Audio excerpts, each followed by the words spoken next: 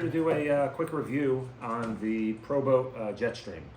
I've run this boat a couple times now, I think like 4 times probably, ran about 10, 12 battery packs through it. So I feel like I'm at the point where I could give like an honest review about what I think about this thing and whether I think it's worth the $600 that you're gonna pay for it. Spoiler alert, I really don't think it is worth that much, judging by the amount of damage I have on this thing already within like 4 runs.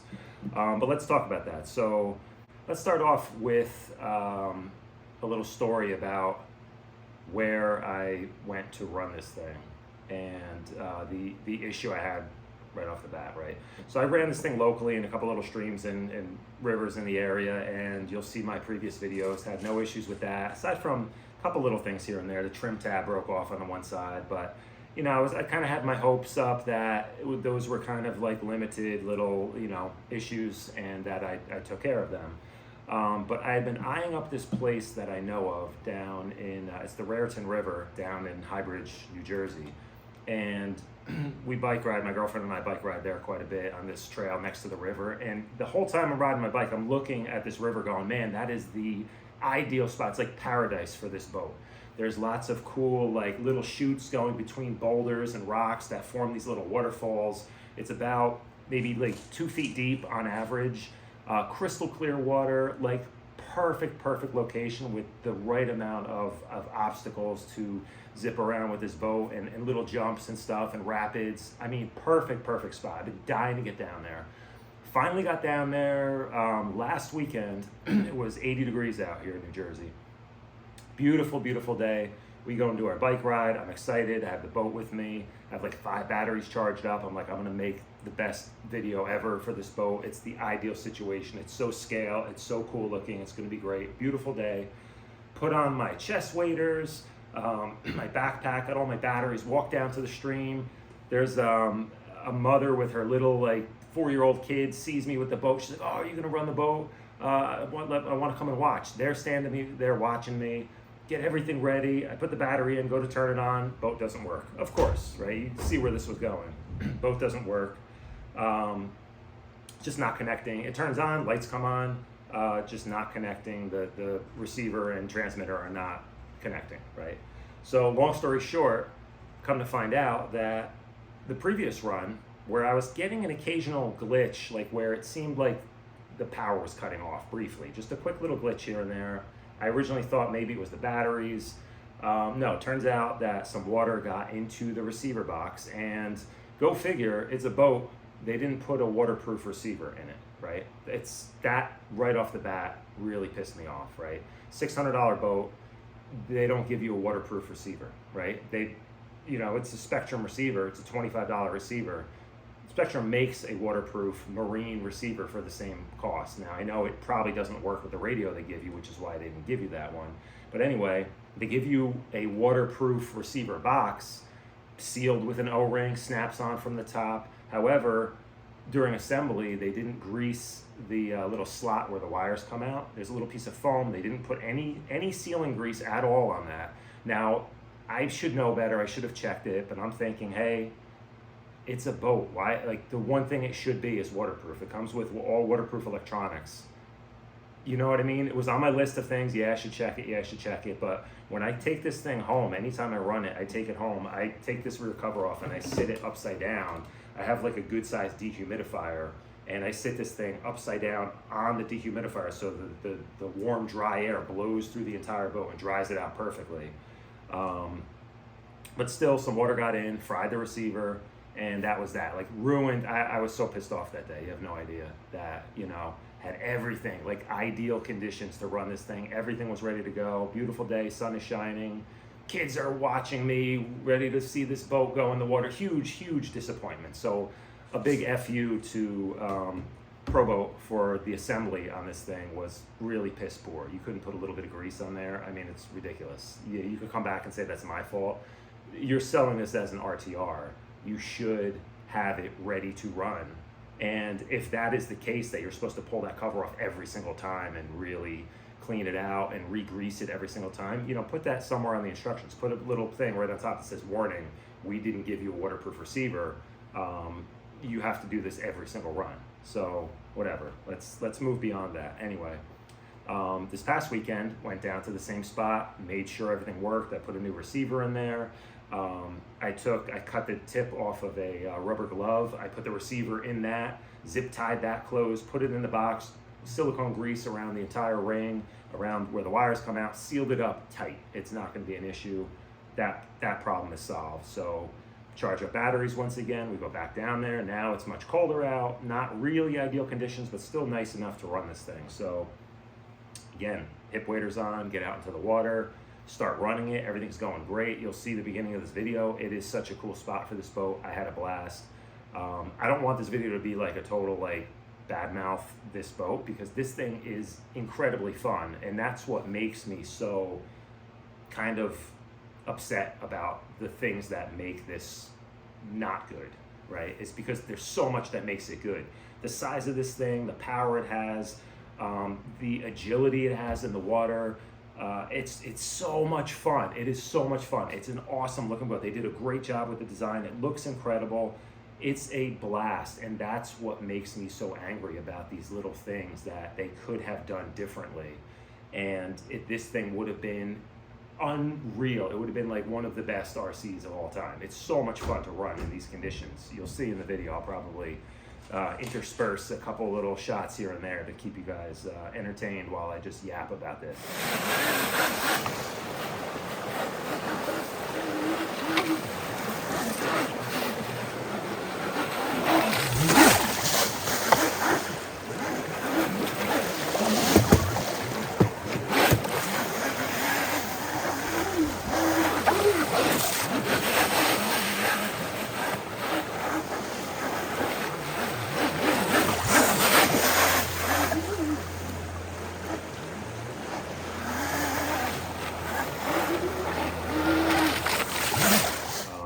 But I want to give you guys like a real review so you see, you know, what you could potentially run into if you're going to run the boat in the same condition. Look, if you're going to run this thing on a pond or a flat lake and just do little circles and stuff, you're not going to have any issues. It's probably going to be fine, right? But if you're going to run this, I mean, this to me is like a bash boat. This is what these boats are designed for going up rocky streams and jumping and hitting into rocks and stuff. You know, it's a bash boat. It should be tough enough to handle all of that. Because those are the conditions I want to run this in, because that's what makes it fun. I don't want to just drive a boat on a flat pond. That to me couldn't be any more boring, right? So you'll see in the video, you know, I have a little bit of fun with it, and then I flip it over, right? I hit into a little rock with the back. It kind of turns over like a little 8-inch little water flow over a rock. And the thing flips over, capsizes, and it starts to float downstream.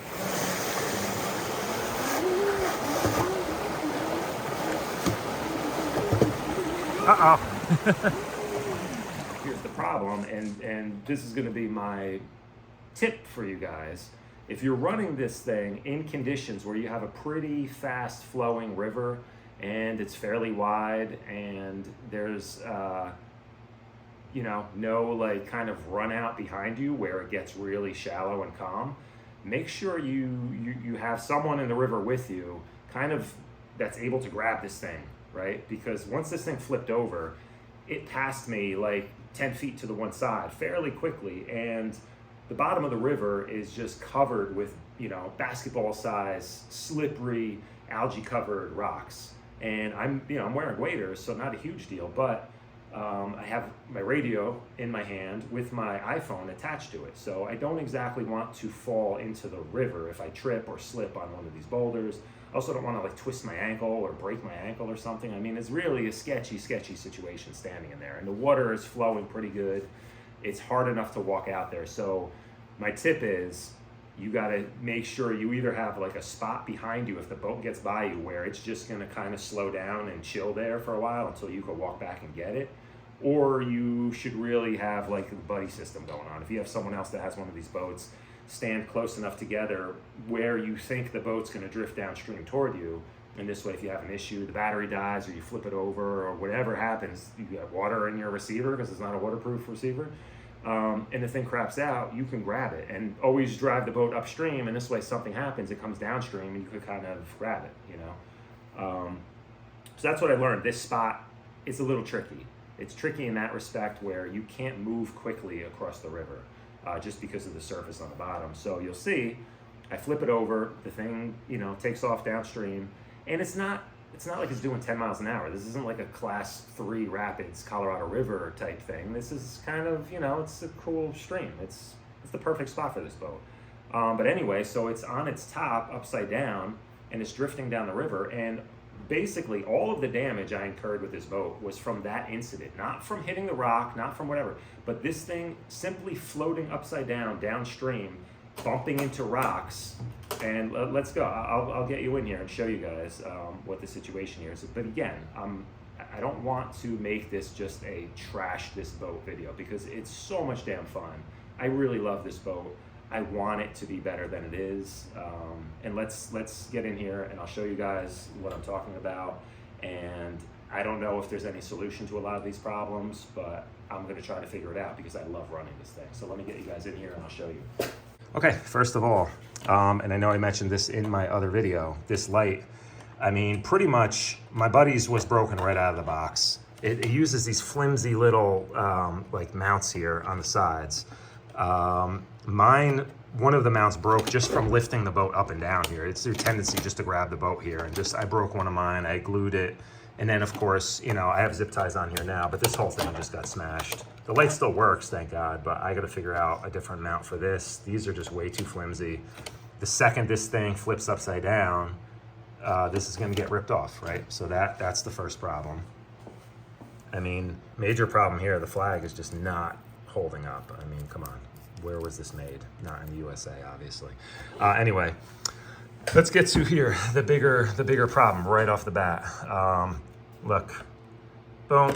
I mean, this is a roll cage. If this was on like an actual, like you look at any kind of like basher, you know, roll cage, roll cage, roll cage. The entire thing's a cage. I've launched these things in the air 25 feet and landing on rocks and stuff, and they're fine.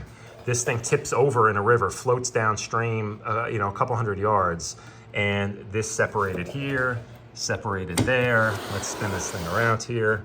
Separated here, separated up here. I mean, the entire roll cage is almost broken off, right? So now I'm gonna, you know, and it's basically just glued on. You know, this is really just glued on. This isn't molded into the hull. It's not screwed in from the bottom or anything. It's essentially just glued. I mean, that totally cracked right there. So that's, you know, one of my biggest gripes with this boat. Let me zoom out here a little bit. One of my biggest gripes with this boat is that they used the wrong plastic. I mean, I don't know. I mean, it's a boat company. I guess they're not used to building anything that's considered a basher. But I mean, if you take, you know, an Arma Sentin, a 2-wheel drive Slash, if you were to just take the chassis is essentially kind of what this boat is, the chassis of one of those things. I don't know, I could probably put 10 pounds worth of stuff inside, which is maybe what this boat weighs, maybe 8 pounds or so. I could throw that thing off of the roof of this building, which is 5 stories high. That chassis is going to be completely fine. This thing, it's kind of like if you're carrying this and you just drop it on, you know, the asphalt or concrete, this plastic, it's really like brittle, you know, it's just, you're gonna get cracks in it. It's the wrong type of plastic for a boat like this, for something that you're marketing as a basher, you know. I mean, we have this bash plate on the bottom, which is great. I love this idea, right? Why not the whole thing? You know, they give you little strips on the edge here, right? The strip on the edge stops. Let's say this lighting isn't the best right here. Where does it stop? It stops right here. Now look at all the damage I'm starting to get. And again, this is 4 times using this. Look at all the damage I'm starting to get right here. Why stop this back here when this is the front of the boat. You're gonna hit things with the front of the boat, right? Here, I mean, so far, not a ton, but I mean, you know what? Just cover the damn bottom of the boat. Make this whole thing a bash, you know, replace it. I don't understand the logic behind that, right? You know, the whole front of the thing. So it's not the right type of plastic, honestly. Like this thing, I mean, this boat, in my opinion, should be built tough enough where you could just send it. I mean, what does it do? Maybe, I don't know, 25 miles an hour, 30 miles an hour, you should be able to just send this thing up the river at 30 miles an hour and hit into whatever. Any other kind of basher material, like a car, you can take a two-wheel drive Slash and you could jump it 20, 30 feet in the air, it'll land, the chassis is gonna be fine. Like, all right, maybe you'll break an arm or something, but that's a different story. They stick out, you know, there's a lot of leverage over here. This is just like a tub. I mean, you could take, you know, Tupperware could have made a boat that you could drive into rocks at 30 miles an hour and it just wouldn't break. This was a really bad choice of plastic, and I really don't know why. I think I guess they're a boat company that just has never really been into any type of bashing and didn't know what people are potentially going to do with this thing, right? And that leads me to the next thing. Let me zip around this side here so we got some better lighting. Let's talk about this whole ass end here and the issues with this, right? Let me get this up on its side again. I'll get a little better view here. Yep, so, you know, broken again. That's broken again. You'll see in my last video, the original turnbuckles, the aluminum turnbuckles that, you know, so you could adjust these things. I don't know really why you'd even want to mess with that.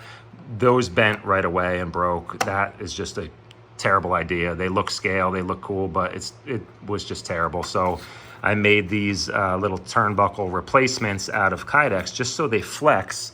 You know, this one is still kind of doing its job, so it flexes. The problem is these little tabs here that actually mount the little pivot tabs here, you know, they're not molded into the boat chassis, hull, I don't know. Yeah, they're not molded in here. They're just glued in, you know, so they're just glued in. So I re-glued these last time after they broke off, and of course they broke off again. So this, I feel like, is going to be a constant issue because this boat, it carves turns like so crazy. Essentially, you're just drifting it across the water, and it just spins the rear end around so quick that you're really going to end up smacking this into the side of rocks like constantly, because sure enough, you're going to be going toward a rock and you're going to go to turn the boat and you're going to just slide the rear end of the boat into the rock. It's going to hit this and it's going to break these off. So I don't, you know, why even mess with these? These don't need to be adjustable. This thing works in the stock setting. They're perfectly flat. It's all level across here.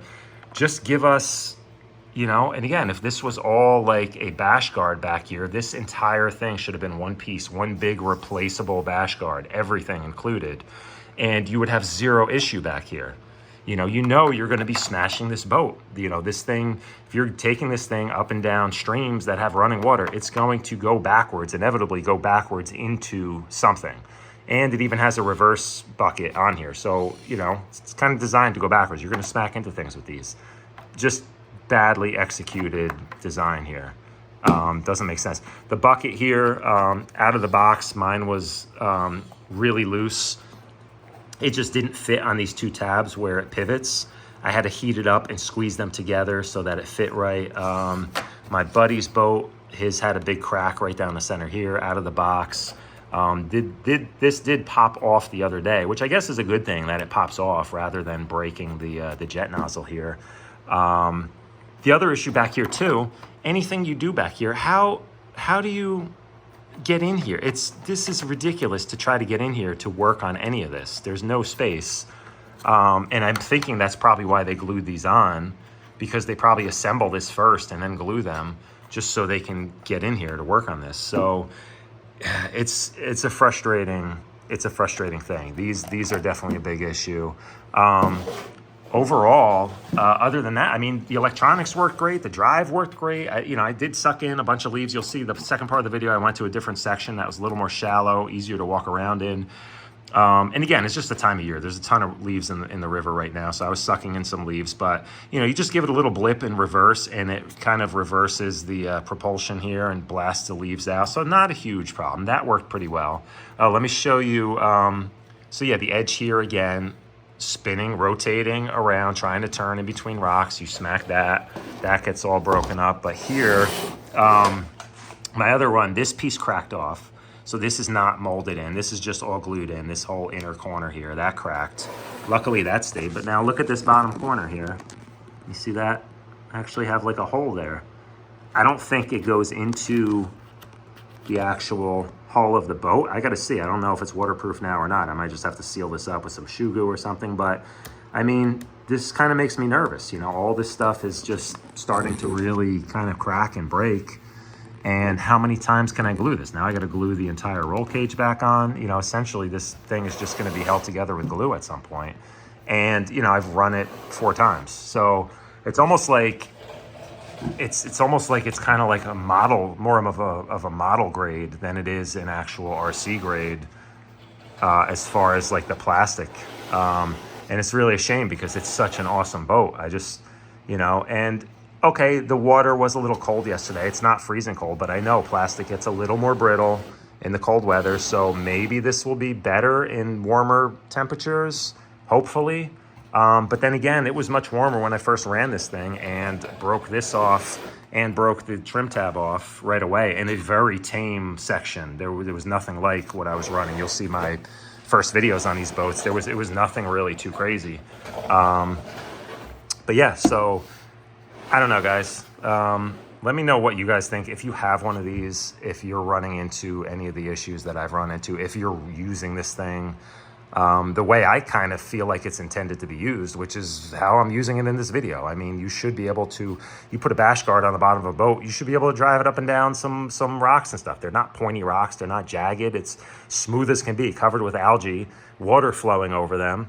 You could see it gets up and down the rocks, absolutely no problem. The skid under here works great, you know. It's really just like, I don't know if they just didn't think of the rest of this really smacking into rocks as much as it can if you're using it in that environment. It's not the easiest boat to control all the time. You really have to steer it under power, and a lot of times that can kind of get you into some trouble, you know.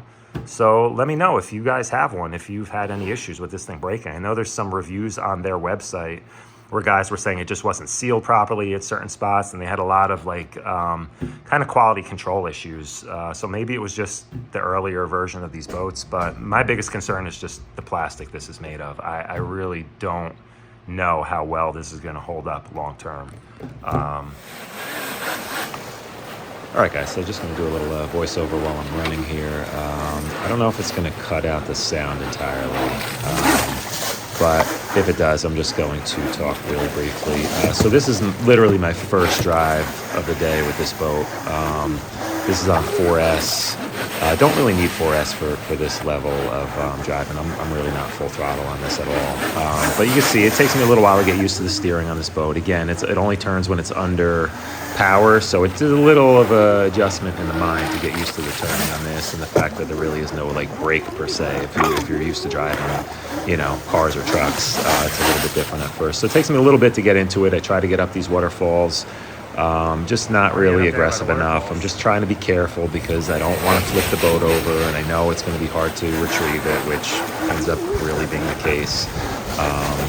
But yeah, so I start getting used to it, and you'll see I start kind of getting into trying to get up these little water flows here. And I mean, but such a cool spot. I can't wait to get back here. Definitely buddy system next time where we can more easily retrieve these boats, and also in warmer water, which is the key. If you did kind of have to take a dive to grab this boat before it goes downstream, warm water is going to be the key. So definitely in the spring and summer, I'm going to be making a ton of videos with this thing in this exact spot because it's super cool. So anyway, I'm going to shut up now and let you watch the rest of this.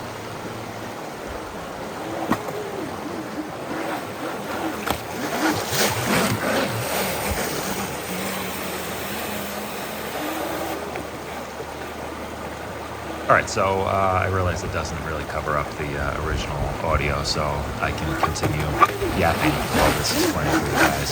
So here's where I'm getting a little more brave, starting to shoot up and down the little falls there. Had a ton of fun. My plan was to try to get even closer with the camera so I can really get this thing, but the water's flowing pretty good. It's a little tricky to control this thing, and you can see right there, one little mistake, upside down. And here's just a cool blue heron that was hanging out in the river. Just figured I'd show you guys this area. It's super nice. But anyway, after retrieving, I literally had to run my girlfriend was watching the boat as it drifted downstream. I had to get back out of the water, run wearing hip waders down this trail, a couple hundred, yards, get back in the water to retrieve this boat. It was not a fun situation. I thought it was going to be gone, like all the way down the river. But anyway, this is a little bit tamer section. I did walk a little bit further up and found a spot that was a little easier to stand in. And I was just being a lot more careful at this point of how I can retrieve this boat. So I'm going to edit a little bit of this out. I do find a better spot later on, so I'm not going to try to make this video too long. Definitely see I bottomed out here in the shallow. It's surprising how shallow you can run this thing in, but when you start getting these little rocks and stuff sticking up, it will kind of bottom out if you lose momentum. But yeah, I'm not going to try to talk too much more. I don't want to make this video insanely long, so let me just edit some of this down and show some of the cool stuff here.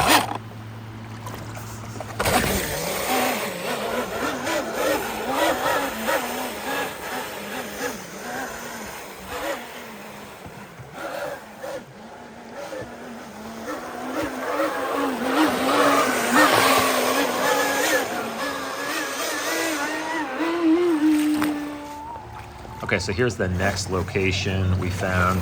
Same river, just a couple miles away after we went for lunch. Spotted this really great spot here. Convenient parking. It's next to an ice cream place, which is also convenient for the summer. I mean, who doesn't want ice cream when they're doing their RC boating, right? So this spot was definitely way easier to walk around in. It just wasn't as deep. The water wasn't really running as forcefully. However, you can see it's much easier to bottom out here because of how shallow it is. So, yeah, it's a cool spot, but has its limitations. Not nearly as cool as the first spot. But definitely plan on coming back to this area. There was a lot of stuff upstream that seemed really cool. So yeah, overall wasn't a complete waste of the day. I didn't really get to run it as much as I initially planned, but definitely had some fun with it. And you'll see, stay tuned to the end of the running footage where I'll kind of give you my overall thoughts on this boat. To date, anyway, I'm definitely going to be running this thing a lot more. This will probably be the last run for the season. It's definitely getting a little too cold out these days, so you'll be seeing more of this in the spring and summer.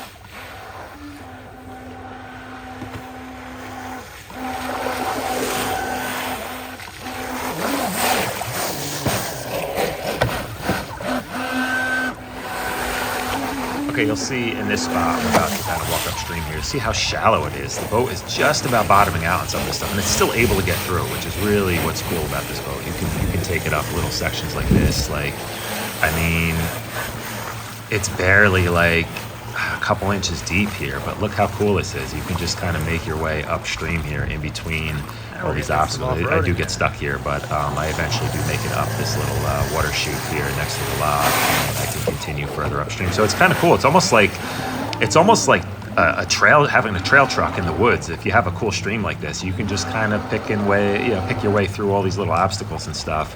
It's a little tricky in spots. You got to get some momentum, but it's just a lot of fun. It's a very different way. It's not, I can't imagine driving any other boat is like this experience. It's just so different. It's so cool. And that's what I really love about this thing. It's like a whole different kind of genre of RC boating, It's like in a different league, you know, where you can do this. Look at this. I mean, this is like barely a couple inches deep, and you can kind of just maneuver through all these little obstacles and rocks and leaf piles and branches and stuff.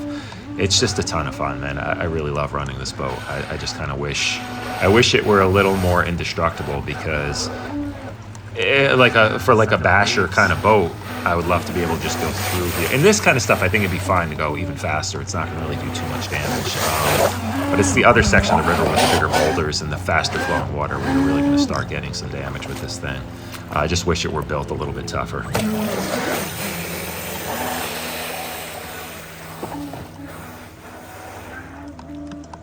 Oh, come on.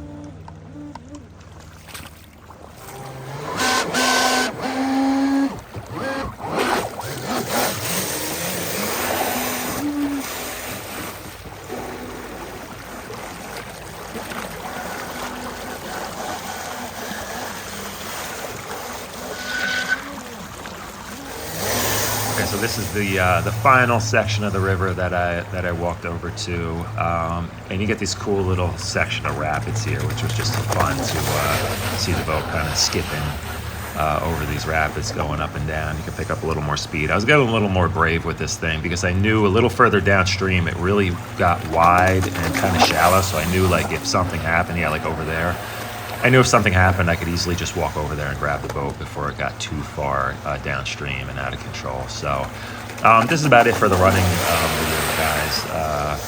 I'll end it with this and give you my final thoughts on the boat as of now. I really hope I can kind of make this thing, improve it a little way, make it a little more sturdy. I don't know what I'm going to have to do. I even considered getting like some thin like foam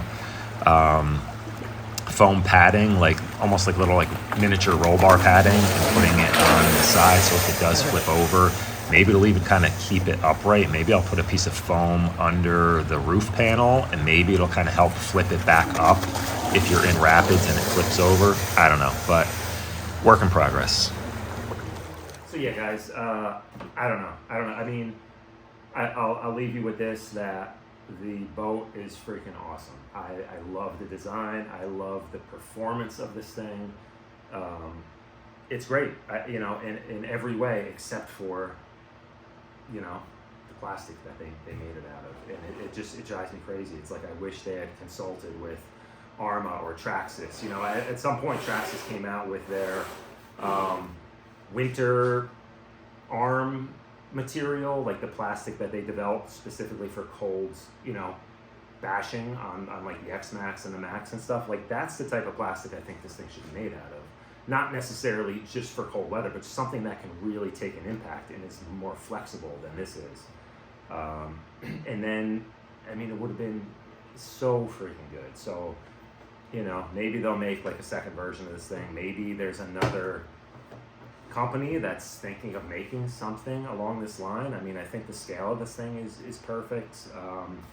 You know, I kind of just wish like they partnered with Arma when they were building this, just to make it be like, they would have been like, yeah, don't use that, use this instead, and make a bigger bash guard on the bottom. And, you know, it has such potential to be unbelievably great. Right now, it's like, it's great until it's not, you know, until you go and thing flips over and then it comes up in, you know, pieces. So frustrating, for sure. This will be the last run for me this year. I'm definitely going to get it back out in the spring.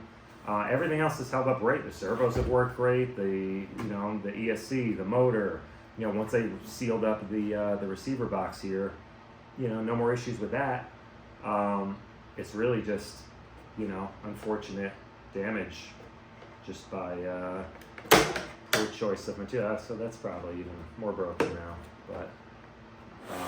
Yeah, and that's the frustrating part with this. It's like you can't like, it's not like this stuff comes off to replace it. You can't just be like, oh, I'll just get the top and screw it back, screw a new one on there. It's like, no, you're kind of like, and that's the price for the price of this thing. It's like, okay, yeah, you get all the electronics, but it's like, the boat is essentially just, it's one piece. Like you can't, like, all right, you can get just like the skid on the bottom and replace that, but that seems to be holding up fine. Like what do you do? Like at some point, if you have an issue with this, or you get a bad enough crack or something, you're essentially replacing the entire boat. and you just have to take your electronics out and put it into an entire new boat, which is like, again, like, to me, maybe, am I crazy? Is this marketed as like a bash boat? You know, you're gonna take it into a river, and like in real life, that's what they do with these things. You know, they drive them up like the Colorado River into extreme rapids, and rapids have rocks in them. You don't really get rapids without rocks, the water going between the rocks. That's exactly how you end up with rapids. That's where these things are meant to be used. So, you know, you have this boat, you drive it in the environment that it's kind of designed for, and, you know, it can't really take it, you know. So, unfortunately, that's my review right now. But hey, if you're going to use it in a little less extreme, I don't even want to say extreme, if you're going to use it in a little bit less than intended environment, it's awesome. It's a great boat. I mean, you're going to have a blast no matter what. I'm just saying, like, you know, it's a warning that, like, you can only take so much, and, you know, don't let it float upside down downstream at all, because obviously it's just going to get, you know, destroyed. But again, it's not like it was a crazy raging river. This thing just, you know, floated downstream and just bumped into some rocks, and that's the damage. So, I don't know. I mean, let me know what you guys think, if you have one, if you've had issues. I'm curious.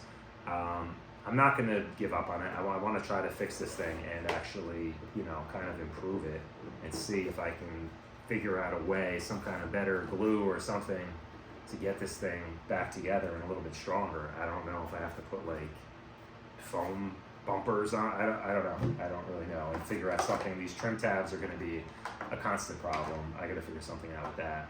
I do like working with Kydex. You know, that's a really great moldable plastic. You heat it up, you can mold it into any shape. So maybe I'll figure something out where I can just do like a one-piece kind of extra bash guard for the back here. So if I figure it out, I'll let you guys know. I got to make a light mount, I guess. So winter project. I'm gonna winterize this thing. I'm gonna pull the shaft out here, grease it up, make sure all the water's out of the cooling and everything, and kind of just, you know, it'll be a winter project. So you'll see this again in the spring for sure. I got some other really cool spots I want to run it, and yeah, whatever I figure out, I'll share with you guys. Thanks for watching. If you like it, if you like the video, subscribe, give me a thumbs up, comments, you know the deal. See you guys in the next video. Later.